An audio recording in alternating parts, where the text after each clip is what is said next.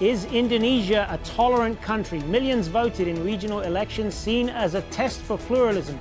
And the bid for re-election by the Christian governor of Jakarta is being overshadowed by his blasphemy trial. How much influence does religion have on Indonesian politics? This is Inside Story.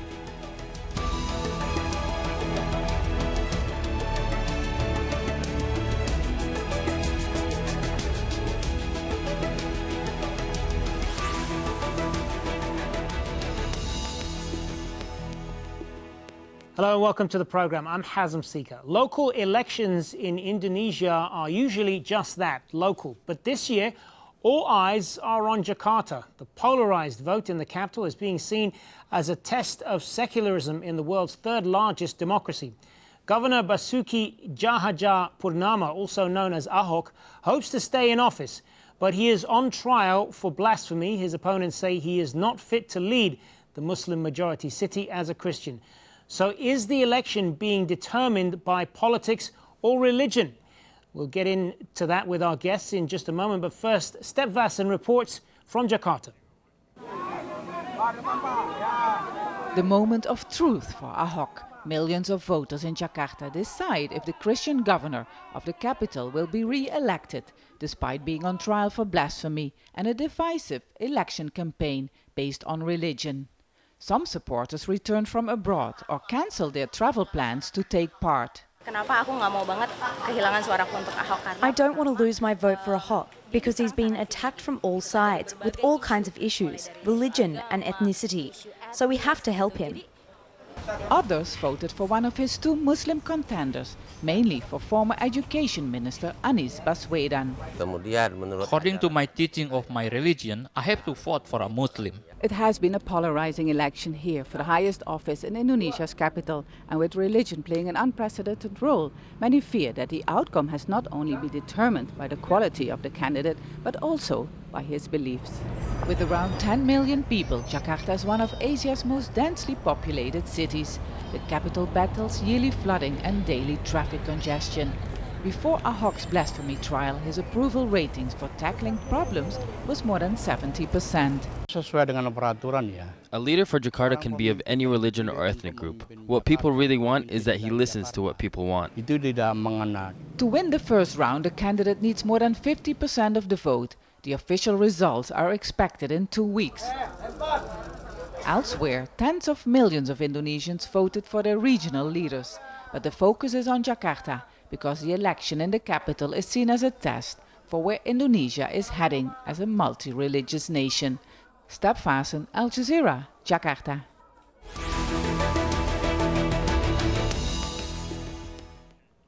Now, AHOK is the first high-ranking politician to be prosecuted for allegedly breaking Indonesia's blasphemy law. Prosecutors say he deliberately criticized Islam during a campaign speech in September. AHOK denies insulting the Quran. He says he was criticizing the way his opponents were using a religious verse. The supporters of the Christian governor say his trial is political and that his Muslim opponents want to taint AHOK's name to win the election. Before the controversy, AHOK was popular for his anti-corruption and development initiatives. Now he has a slight lead in opinion polls and is facing 5 years in jail if convicted of blasphemy. Well, let's bring in our guests now. In Jakarta, we have Ian Wilson, lecturer and research fellow at the Asia Research Centre at Murdoch University. In Melbourne, Vedi Hadiz.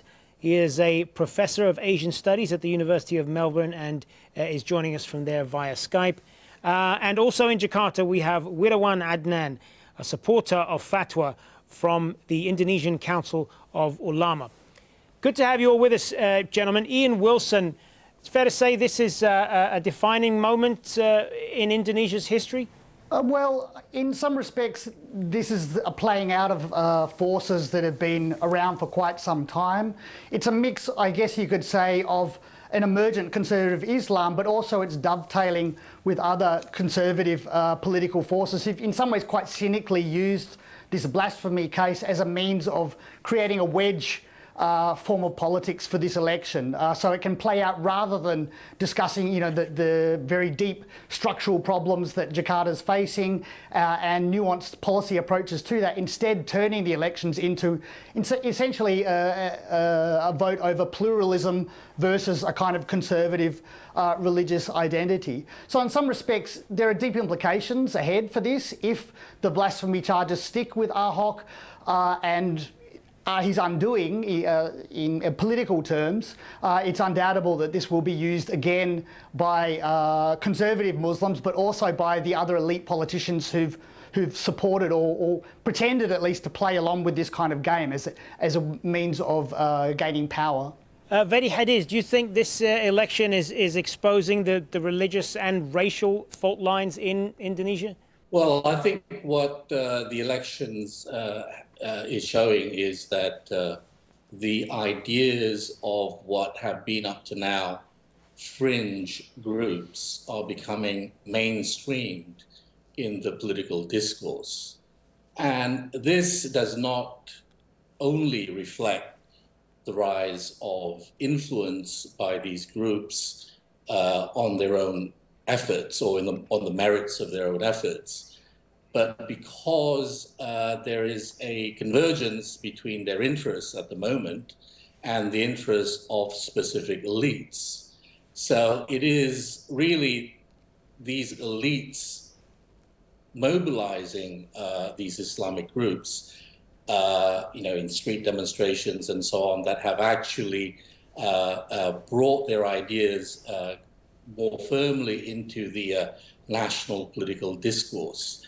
I would say that even though their ideas are now much more mainstream than they used to be, their ideas and their vehicles are far from being dominant. So while we can say and perhaps predict that Indonesian society is probably heading towards a more socially conservative direction because of the way some of the stances of these organizations have been adopted by elites, it's a long way from saying that they are dominating Indonesian politics. Wirawan, Adnan, what do you see as the choice facing Indonesians in this election? What's the biggest issue for you? Well, the biggest issue that us, as you know, we see that what happened is that he is being treated differently, or he is being protected heavily by political power in the country. You're talking about AHOK. The case, I'm talking about AHOK. I'm talking about the presence or the incumbents of the present government, governor of Jakarta. So what this is really is we're trying to uphold the law. We're trying to uphold the equality before the law. So it's not we acknowledge that blasphemy law itself has its ambiguity, but we compensate that with the practice of our court, which is also not only what is written in the law, but also it's a precedence, case precedent. So with this being said, we're asking for equality against Pak AHOK, against Mr. AHOK. That's what the supporter of fatwa of Indonesian's Ulama Council is trying to campaign. We noticed that what the minority want the West to believe, that he is being treated in discriminations, but that is not the case at all. More powerful, or less powerful people or less famous people than Pak AHOK has been, at first instant they were arrested. What do you say? Apparently. If I could just interrupt you for a moment there, Wirawan, Adnan. What do you say to those who argue that AHOK is being put on trial for political reasons, that it is a direct result of these protests that took place a couple of months ago, and that the authorities are kind of giving in to that? Well, we acknowledge that there is a political issue behind the scene. We acknowledge that. We cannot ignore the fact that it, but I think that's a discussion in another time. But what's being presented here now is that we're only demanding for equal treatment, equal justice, because less famous people has been arrested for the same matter, for less severe violation. They were arrested at first instance, but for AHOK, seems that it has been treated differently, and obviously he has been heavily protected by whoever is in power right now. What we see right now is it seems that the minority is ruling the majority. That's what we're seeing. All right, so let's broaden this out a little bit and explain to you how the Constitution says Indonesia is a secular country and includes the right to freedom of expression and religion. But the blasphemy law passed in 1969 makes it illegal to be atheist or follow any religion other than the 6 officially recognized ones. The law also criminalizes public criticism of those religions. That's the article used most commonly against minorities, such as the Christian governor AHOK. Around 90% of Indonesians are Muslim, but many members of the Muslim minorities have been jailed for blasphemy. The other minorities are mainly Christian and Hindu. Indonesia has around 15 main ethnic groups and many more smaller ones, as well as 700 Indonesian languages. So just an idea there of the various groups and how this blasphemy law operates. But if I could turn back to Ian Wilson, Indonesia has always been held up as a predominantly Muslim country that has managed to uphold secularism and tolerance of minorities. So I'm just wondering, where did all of this sentiment come from?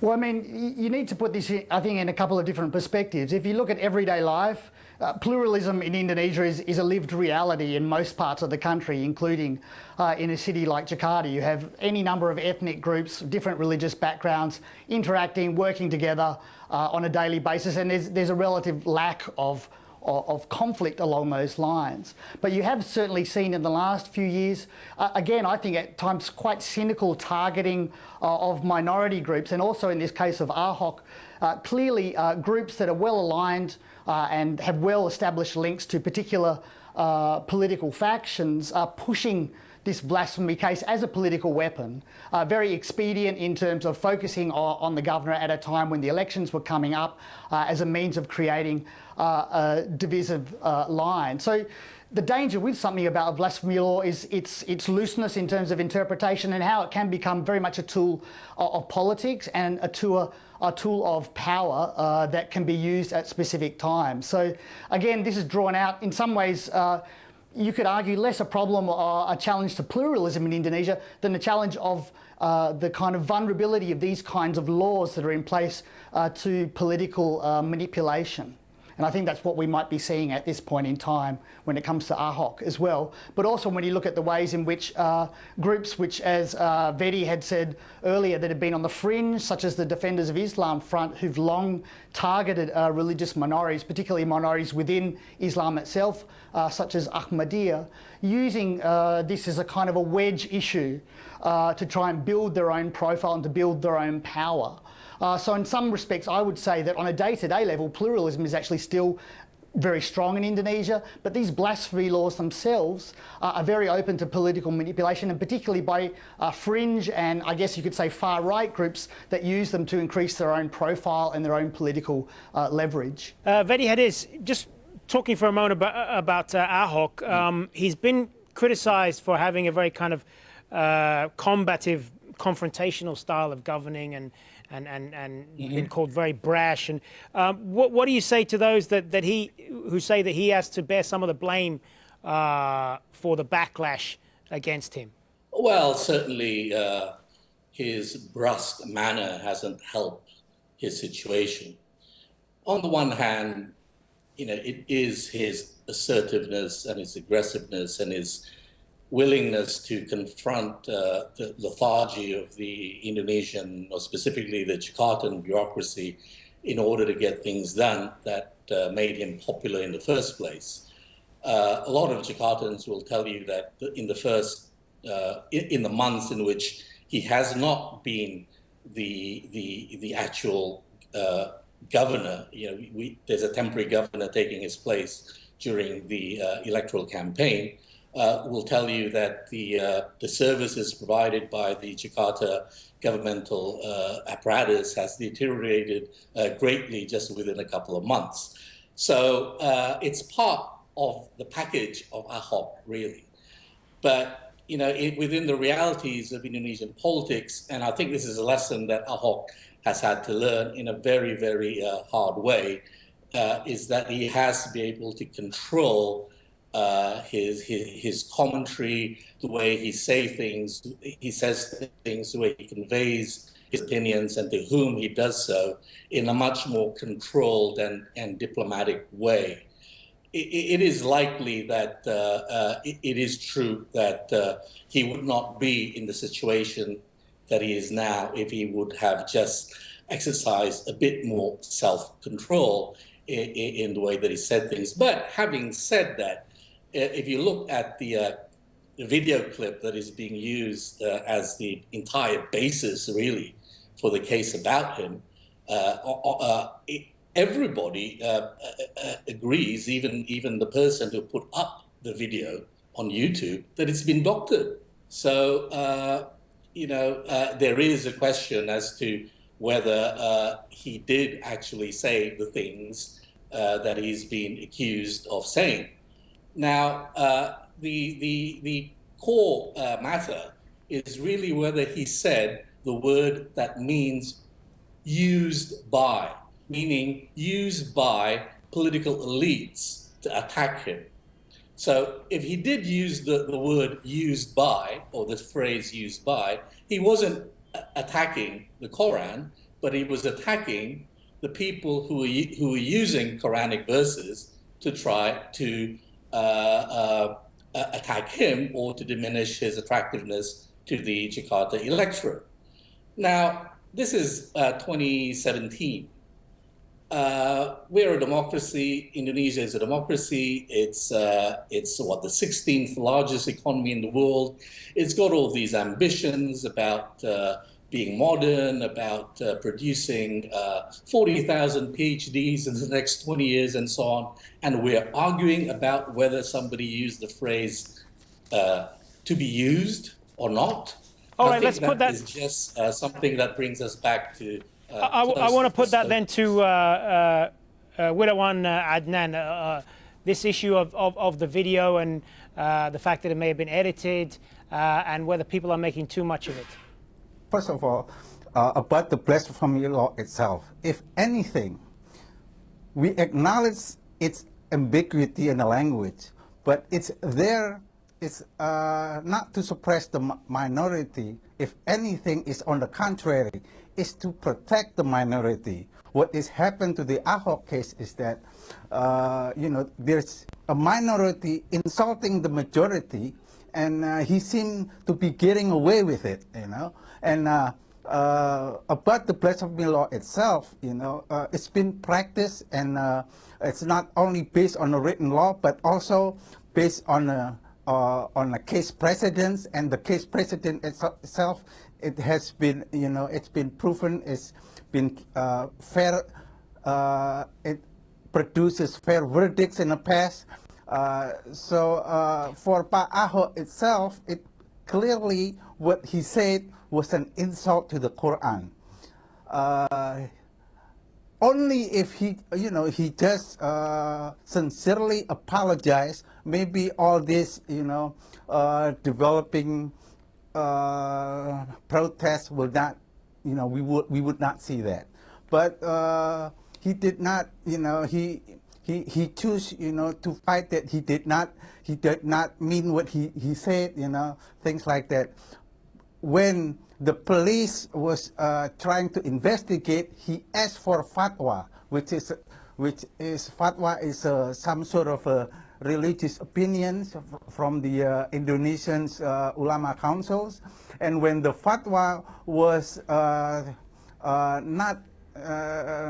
was saying that it was an insult, and then the case proceed to what we experiencing today. Ian, but again.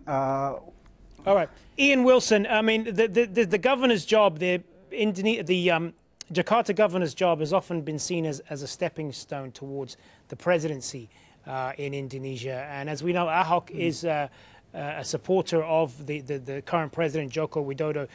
To what extent do you see this election as a kind of referendum on the national government?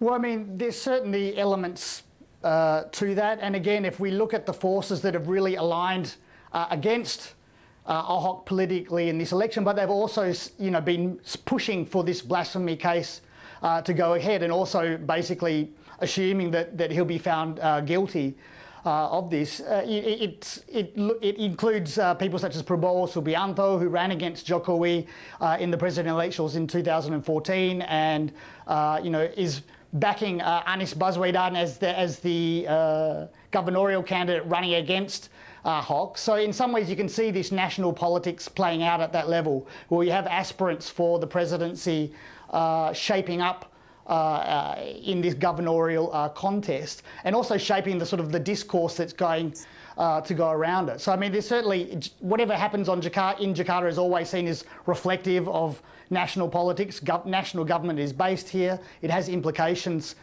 for the rest of the country. So there's certainly that element to it. If I could just return to what our other guest was saying, though, however, in relation to the blasphemy laws, I really have to contest that it hasn't been used as a defending mechanism of minority groups, but in fact very much a disciplining tool of various religious minorities in the country. And if you look at the way that it's been used repeatedly, it's usually targeted minority groups. And I think in that case, we're seeing again these particular laws being used very much as a political weapon to target quite selectively politicians in a weak spot, and to really sort of open up a Pandora's box in a lot of ways of religious sentiment, and trying to use that as a political tool. And I think that's a potentially dangerous situation coming up to presidential elections in a few years' time, if this continues to be the trend of how politics is being played out. All right, just briefly in the minute that we've got left, Vedi, Hadiz, do you fear that regardless of who wins this particular local election, do you fear that with the current climate in Indonesia, this may discourage members of the minorities in Indonesia, be they Christian or ethnic Chinese, from taking part in the political process? I don't think that it will necessarily have that effect. I think that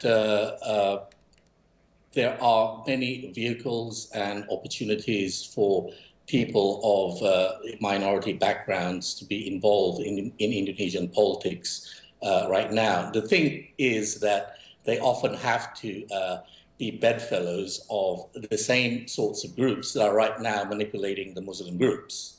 I mean, that's the case.